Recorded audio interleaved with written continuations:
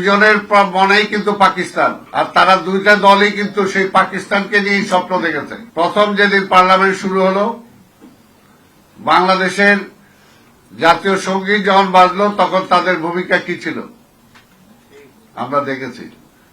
তার মানে মনের দিক থেকে এখনো তারা দেশের স্বাধীনতাকে স্বীকার করতে পারে নাই। এর জন্যই দুইটা শক্তির বিরুদ্ধে লড়াই করে বিএনপি টিকে আছে এবং টিকে থাকবে। 17 বছর একটা ফ্যাসিবাদের বিরুদ্ধে আমরা লড়াই করে আজকে এই পর্যায়ে এসেছি। বাংলাদেশের প্রত্যেকটি রাষ্ট্রীয় প্রতিষ্ঠান আজকে ধ্বংস। সেই অবস্থায় কখন আমরা রাষ্ট্র ব্যবস্থাকে সহযোগিতা করব, যাতে সেই 17 বছরের ছিন্ন ভিন্ন অবস্থা থেকে আমরা একটা ভালো জায়গায় যেতে পারি, সেটাকে সহযোগিতা না করে আমরা কি দেখলাম? প্রথম যেদিন পার্লামেন্ট শুরু হলো, বাংলাদেশের জাতীয় সঙ্গীত যখন বাজলো, তখন তাদের ভূমিকা কি ছিল আমরা দেখেছি। তার মানে মনের দিক থেকে এখনো তারা দেশের স্বাধীনতাকে স্বীকার করতে পারে নাই। এর জন্যই দুইটা শক্তির বিরুদ্ধে লড়াই করে বিএনপি টিকে আছে এবং টিকে থাকবে। সিলভার টিপ কন্ট্যাক্টে তৈরি নিরাপদ ও নান্দনিক ক্লিক সুইচ নির্ভরতা জীবন জুড়ে। এবং এটা কিন্তু পরিষ্কার সত্য কথা। সে একটা কথাই বলবো যে দুইজনের মনেই কিন্তু পাকিস্তান। বিএনপির মনে পাকিস্তান না, বিএনপির মনে সবার আগে বাংলাদেশ। এটা হলো বিএনপির মূল স্লোগান। আর তারা দুইটা দলই কিন্তু সেই পাকিস্তানকে নিয়েই স্বপ্ন দেখেছে।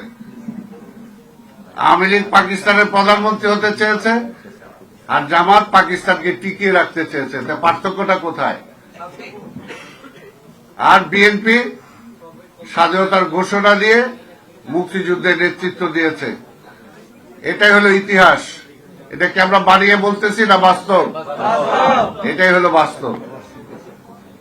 এই জন্য বাংলাদেশের মানুষও সবসময় বিএনপির পক্ষে আছে, যত চেষ্টা করুক।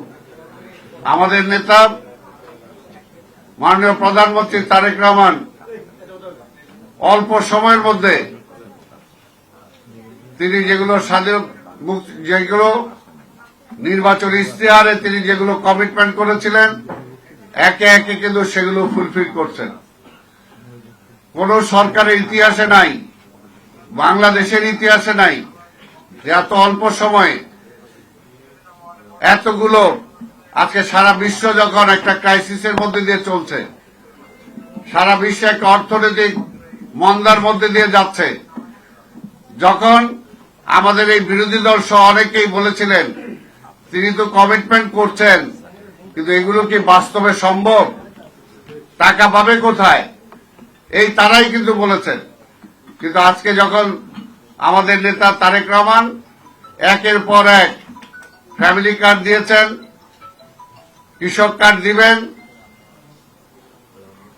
খাল খনন করছেন, প্রত্যেকটা বিষয়ে খেলোয়াড়দেরকে খেলার কার্ড দিয়েছেন, অর্থাৎ প্রত্যেকে কিন্তু অর্থনৈতিকভাবে, এটা শুধু মুখে বলা না, বাস্তবে রূপান্তরিত করছেন।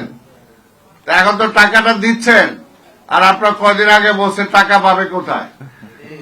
এর জন্য